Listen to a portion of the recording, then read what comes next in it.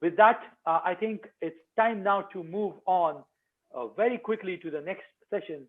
Uh, so a very important question is, how is SODA responding to technology changes and trends? What are the key roadmap features to meet some of the challenges in cloud and on-prem and edge? How we can collaborate better for the same? Answering these questions are Kiran Mova, Chief Architect Maya Data, and Sanil Kumar D, Chief Architect at KUBE Technologies and member of the TOC and Architecture Work Group at SODA Foundation. Over to you, Kiran and Sanil.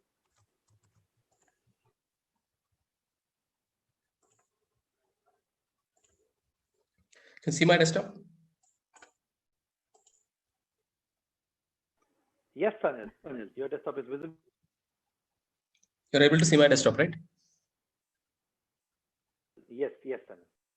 Okay, so good to go. Yeah, thank you so much. Very interesting discussions, and we are running out of time. Kiran, I think are you ready for a 100-meter race? Yeah, I think it looks like most of the people have covered what we are going to talk, so it's going to be super easy. More than that, people are hungry. Anvit is not giving any break for lunch. I was wondering about that. Hey, you didn't order lunch. It's not my mistake. Okay, so let's get started. Myself, Sanil, I work with SODA Foundation and from Huawei. So, Kiran. Yeah, I'm with Maya Data. I work, you just got the introduction about Maya Data and what they do. I've been closely associated with OpenEBS project. Very happy to be part of SODA Foundation. Being part of the TOC gives a lot of insights into what's happening. It's pretty good to see the progress that SODA Foundation has done in the last couple of years. Okay, yeah, thanks, Kiran. Okay, get started.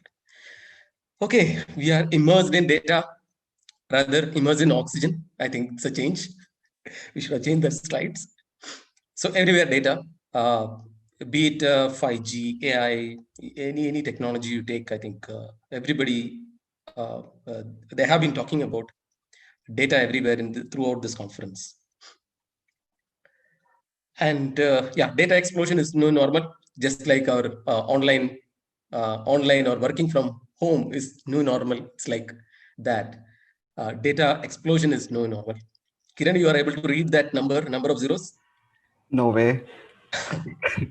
That is where we are heading to. All predictions are going wrong in a positive side because the prediction was 40 zettabyte. Now it is 60, 2020, and you see 2024, 149, and definitely it is going to go more than 200. So what is in store? What's happening? The generation of the data is fast and it's very easy because each one of you use I don't think anybody is not using social media. And you generate videos, messages, and multiple copies. It's very easy and huge. But deriving the value out of it, it's very slow, tough, and the value is less.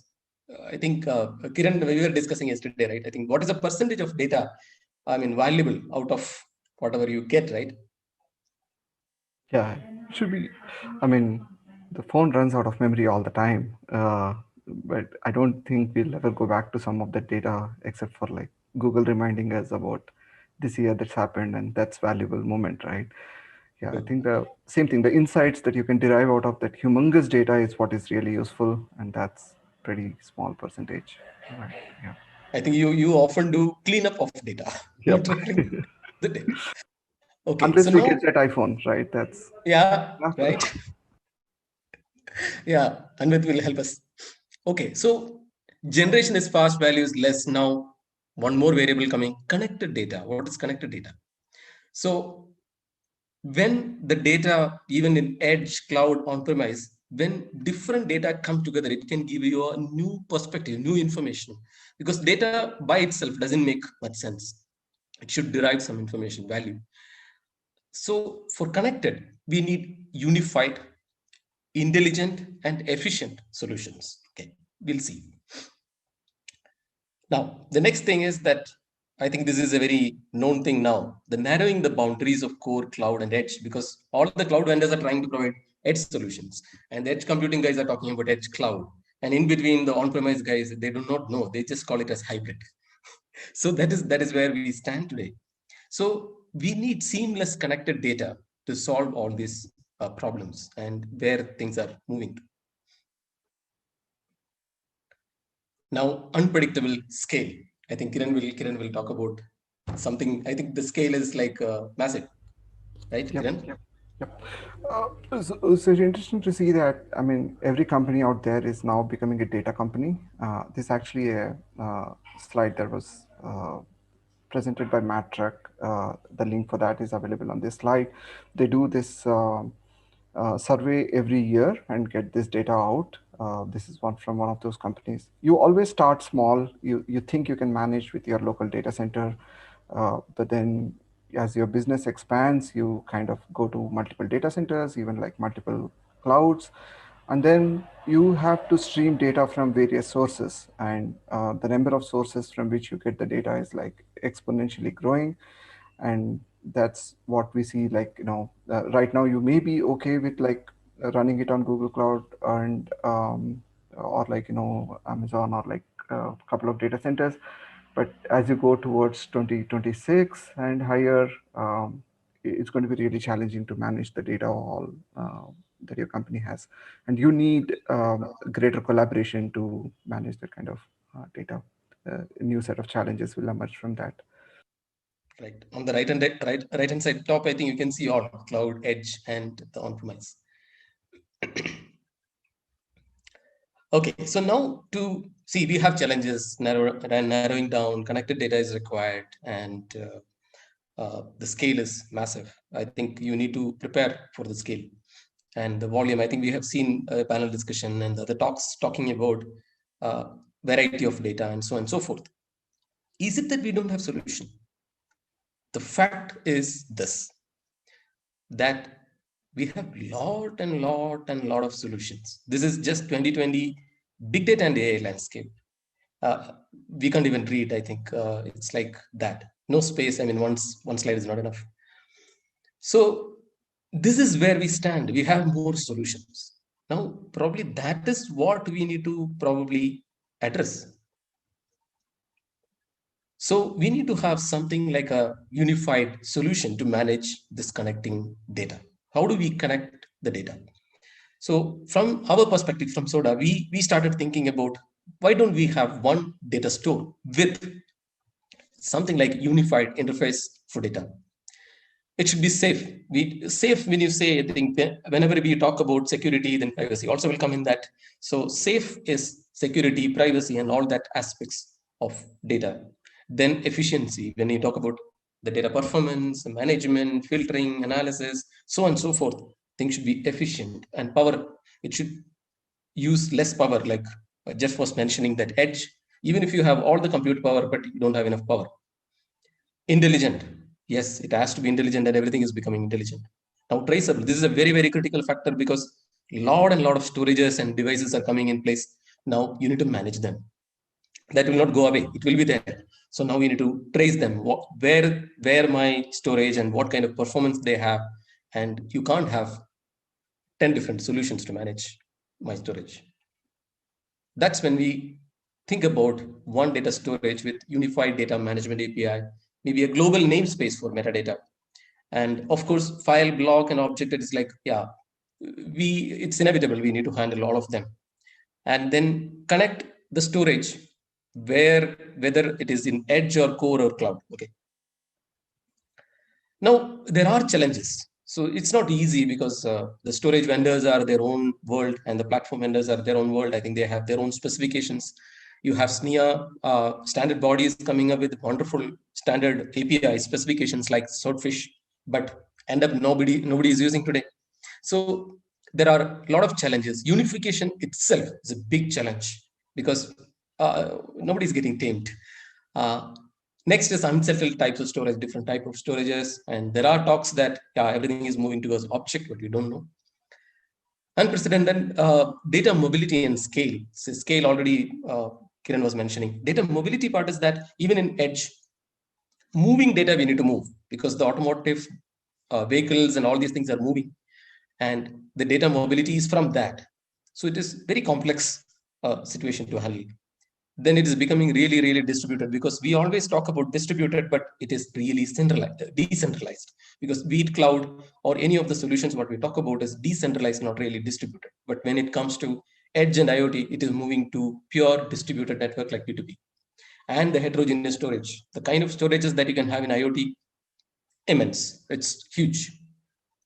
Now we have so many use cases, whether automotive, cloud native, I think close to Kiran's heart, Kubernetes based, cloud native storage management, data lifecycle, tiering, especially the data tiering part of it, and multiple cloud vendors, because everybody wants business. So there are different cloud vendors available. So now we need to handle them, and the user needs just data management, efficient, cost-effective data management. And this is the center one is talking about the monitoring part of it. And the last one is some of the use cases which we got about unification of some storage, especially unified object storage. So we talk about file block and object, but there are users, they just need unified object storage because their use cases are like that. This is very, very minimum. This is not even it's a tip of the iceberg. Now, from this, we took one use case which can actually cater to what we are talking about, is this, that we want intelligent edge, core, and cloud data. Everybody wants to have this edge, core, and cloud data today or tomorrow. It is going in that direction because slowly people are migrating. More and more containerized world. Then when it is containerized, it can be on-premise, it can be cloud, it can be anywhere. Now, this use case, if you see, this is a typical use case from Toyota. Steven was also talking about this automotive part, like the kind of data generated at the edge, 20 GB per vehicle, and it is exploding. Now, how do we manage or get this data connected across edge, on-premise, and cloud? Okay, so this is where we want to go. These kind of use cases, if we can satisfy this kind of a use case, probably most of the use cases we will be able to manage. Now, looking at that, we have certain, I think, roadmap or thinking about some of the features. That is what we are talking about in this session. And if you have, anytime you have any suggestions, because it's an open source project, please feel free to ping us with your suggestions. And on the left-hand side, this is a flicked slide from Steven's presentation. So the left-hand side you can leave, and the next release is Hawaii 1.2. And after this session, we have 2 demos, which is getting in our next release in December, especially for the anomaly detection on alert, and then on CSI Plug and Play. CSI Plug and Play, Kiran will give you details today. And then beyond, what is beyond? We have some thoughts for beyond, that what could be our plan for 2021. We started thinking a little bit about it. So that is what here, that open unified data framework. We should support heterogeneous storages and hybrid data. Hybrid data, when you talk about, can be edge, cloud, or on-premise, and different types of data. So we are planning certain things, especially on the unification of the API. This is a very challenging task, but still we are, like Steven also mentioned in the slide, saying that we are working with the standard bodies. And also we are partnering with the end users, vendors, and yeah, we wish that all of us can come together to solve this API or unified interface problem, because all the discussion says that data is inevitable, data is important, data is becoming commodity. It's not, I mean, like some time back to a specialized hardware, today it is commodity for compute and memory today. Data is moving in that direction.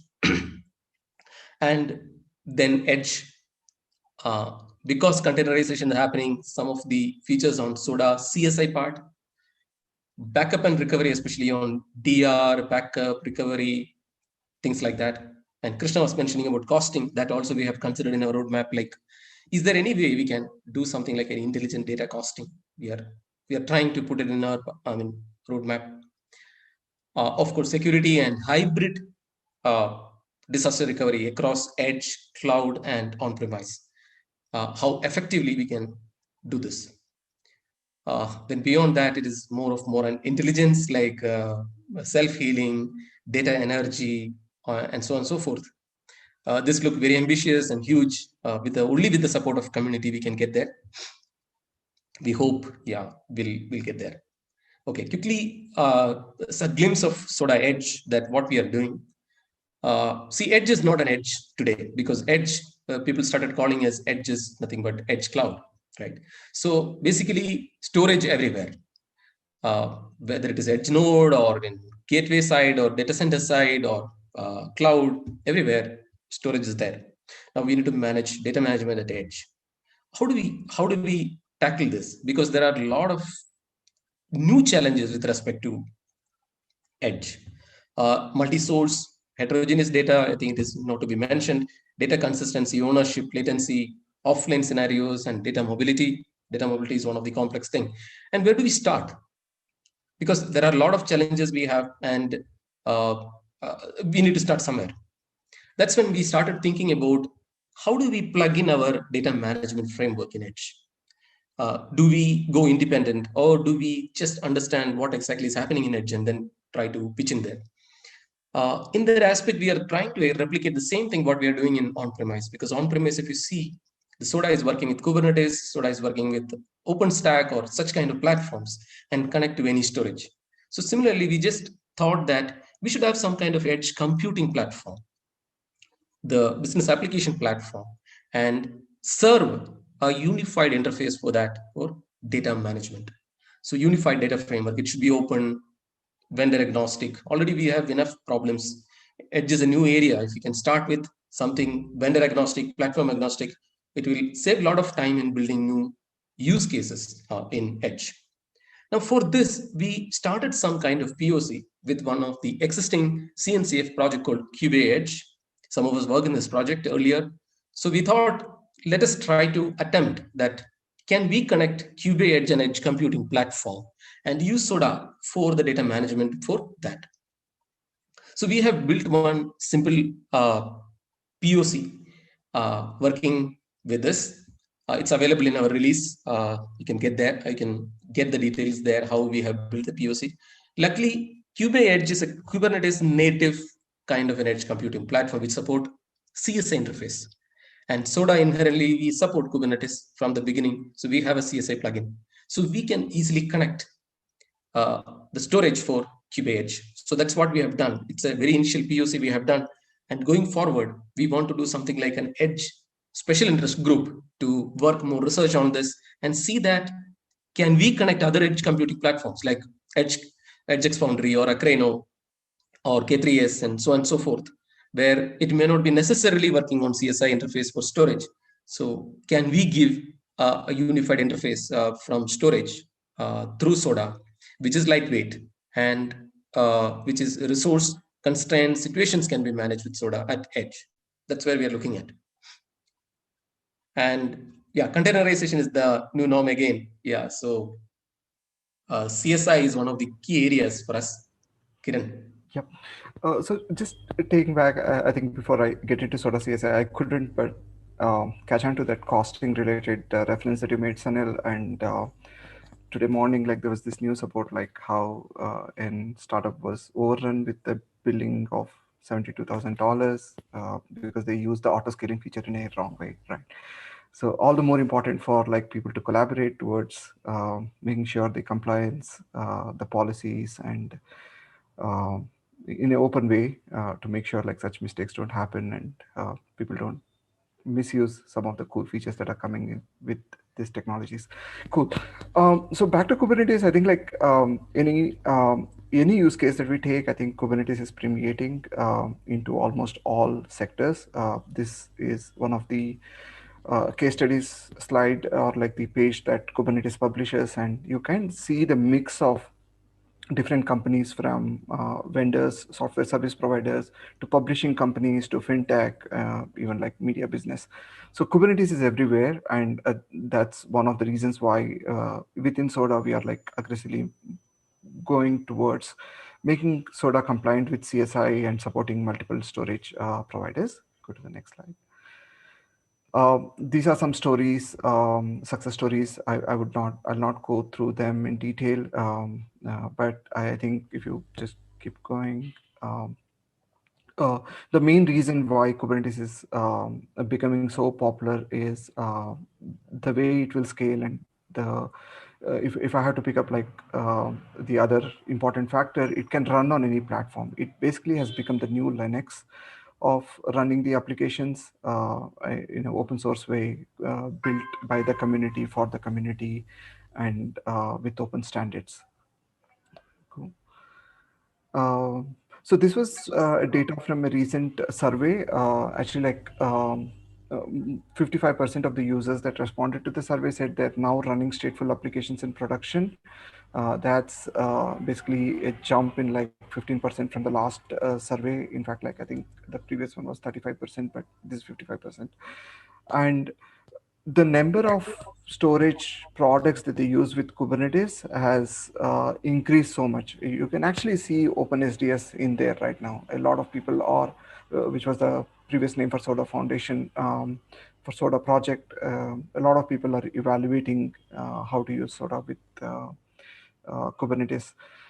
Cool. I just wanted to show this slide to see the amount of options that are available. Again, like building on the on top of the landscape slide that we presented earlier. Cool. So Happy to see OpenSDS there. yep. Uh, so one other thing, even though we talk about one framework, one data store, it's very important to know that, or like differentiate that we are really not talking about going back to monolithic architecture. I think microservices architectures are here to stay, and it's definitely a norm that people are going to use different types of databases, and they're going to pick up the right data store for them. So if we take that car company use case, the tier 1, tier 2, and tier 3 storage and the edge storage, all of them are going to be different. They're not going to be the same. So heterogeneous storage is going to be a norm in the companies, and how we manage that heterogeneous storage is where the challenges lie, right? Multiple data centers, multiple applications, and multiple storage vendors are going to be there. Okay. How CSI has standardized how applications access the storage, and I just wanted to like just quickly present how it works before we show how Soda is trying to further simplify it for heterogeneous storage. If you just click on this animation, so any storage that we want to consume via CSI, we need to insert these two operators, or the components into the Kubernetes cluster, a node level component and a controller level component. And this is the job of a platform SRE. And then click. And we expose this particular storage service via a storage class that keep clicking. The application developers can then use for their persistent volume claims. So whenever a persistent volume claim comes, the request is handled by the Kubernetes server. It checks what storage class it is, and then routes the call to the specific CSI controller, which then goes back into provisioning the actual volume on the storage server, and creating a logical persistent volume object within the Kubernetes. Click. Then the control is handed. I think this is one other thing, the eventually going to the desired state, or the controller, or like the operator concept that's there in the Kubernetes. So the next step is handed over to the kubelet, which then makes use of the CSI node component to mount that volume to the pod. Right? It uses the, it can use the iSCSI NFS, or like the standard interfaces. But now this is pretty simple to understand. What CSI does is manage the volume lifecycle, right? Now, just taking it one step further, now if you have multiple storage vendors that you have to deal with in your clusters, then you end up having to manage multiple CSI drivers.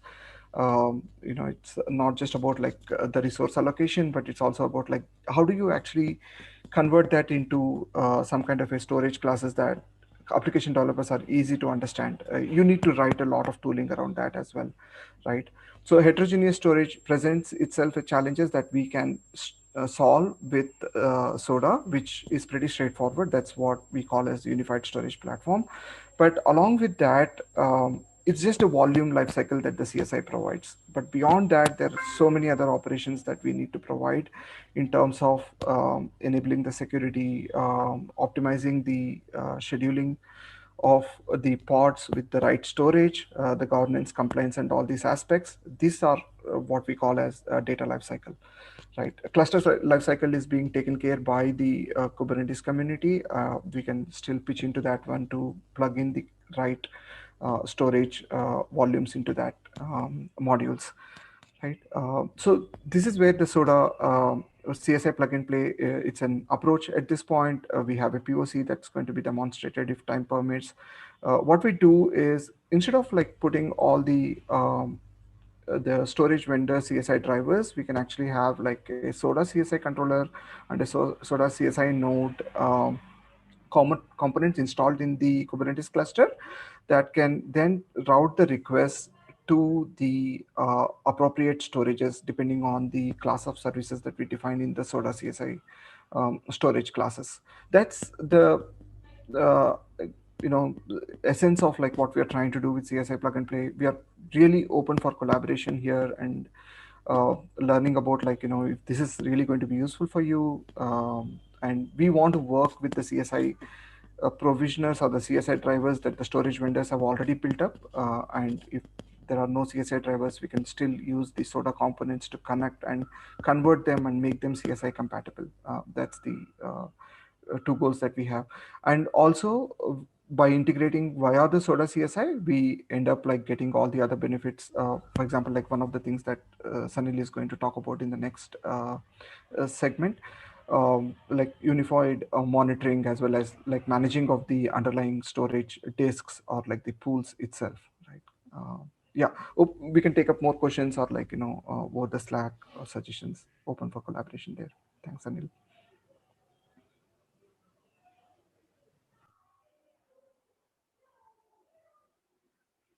Before I go to this session, this part of it, on the CSI side itself, I think it is around 80 to 90 different storage model already supported by CSI, different drivers. Yep, you're right. Yeah, so the variety of storages support itself indicates that the kind of usage in the real production of different storages. So if you have different storages, naturally your data center or any of the clusters which you have, you prefer to have any storage of your choice based on your use cases. Now, if you have that kind of a storage scenario, how do you manage or monitor the storage, especially the monitoring of the storage with respect to resources, with respect to performance, with respect to alerts is very, very important. It becomes, especially a unified interface. So that is where we introduced a project called Delphin. Delphin is another name of Dolphin. So Delphin can help you to do intelligent heterogeneous storage monitoring. That is where we are heading to. So we started with the basic resource and resource monitoring and alert monitoring. Now we started with performance metrics framework already into it in the last release. Now we are trying to refine this performance interface with unified models, which is very, very hard because to make different storage vendors data models to a unified model is a nightmare. So this is where we are working right now. So this is the architecture where you have the southbound driver dock where you can plug in the driver. And then we have a driver manager, which will actually translate any type of calls from the north side to cater to these storages to get all the metadata or the performance or resource information on alert up to the north side. So when you talk about the north side, we have two important interfaces. One is on exporter interface, which is a kind of a plugin model wherein you can have any kind of clients to do like Prometheus or Kafka or your third party kind of a, suppose anybody has storage, they will have a management system.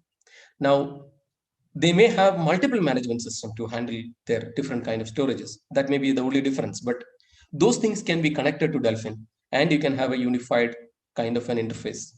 And we also give a unified direct interface to our platform. The infra management clients can directly talk to our interface to get all this information.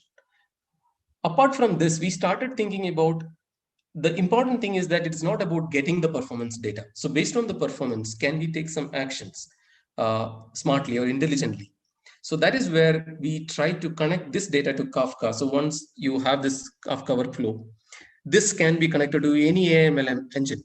like TensorFlow or any other AI engine can be connected to model serving. So once you get the model information, based on that, you can actually do predictions based on the data or performance metadata, what is coming from the various huge data storages. Then based on that, you can take an action. You can just pipeline this predicted information to your application platform or any of the data management platform to take an action. That is where we are thinking that in SODA itself, we can provide the self-healing, self-governance kind of an option, wherein these actions can be fed back to the data, the key components of SODA, which can give the action, preventive actions can be taken on that. So now we will have a demo by Shulin today that how the alert prediction can be done based on our Delphin platform. Along with we have the CSI plug and play. We are really short on time. We have just 2 minutes to go. Maybe you could take a couple of questions and make it. We are just closing. This is our last slide. Okay, awesome. Okay, so our technical efforts are in these areas like Edge, CSI, SPM is storage performance monitoring, and unified data, multi-cloud, driver, hybrid DR. And also, we are also analyzing data projects across the industry to learn from them and see that the best ingredients we can bring into SODA, understanding the pain points from the US. And you can also add your thing and join us. It's completely open, and you can just join GitHub and Slack and say hi, and we are there. We can work together. Hopefully, we can get there to connect data with a unified, intelligent platform.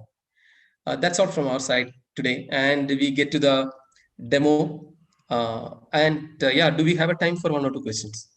I believe we do have time for a question or two. So yeah, we can shoot.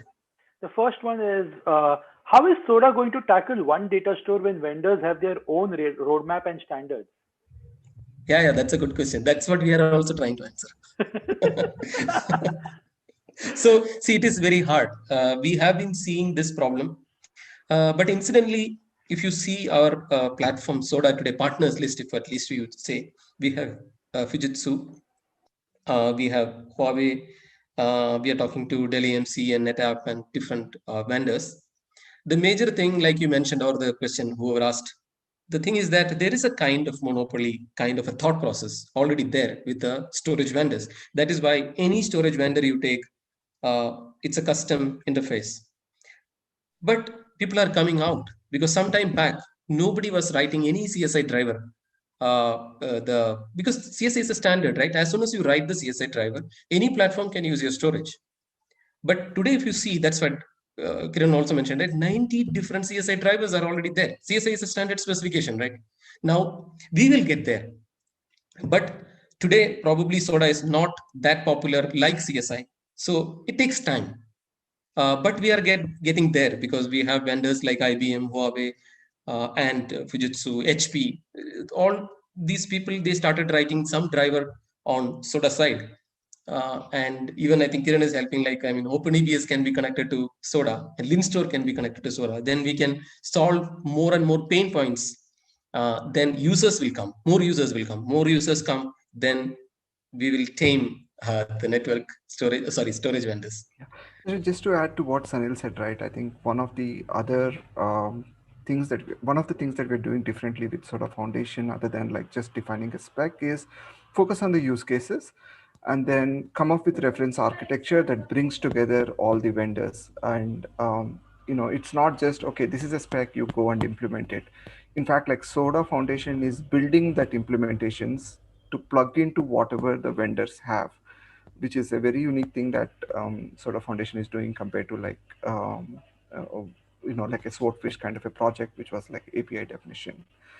Also, the program that we have in terms of any vendor coming as a sandbox or a incubating project and then graduating it, which basically means how well integrated you are with the ecosystem, which are helping us. Again, one data store should not be confused with like, there's just one thing. It's definitely supports multiple variants depending on your use case. Right? Is actually the logical entity. Yep. Thanks for asking that.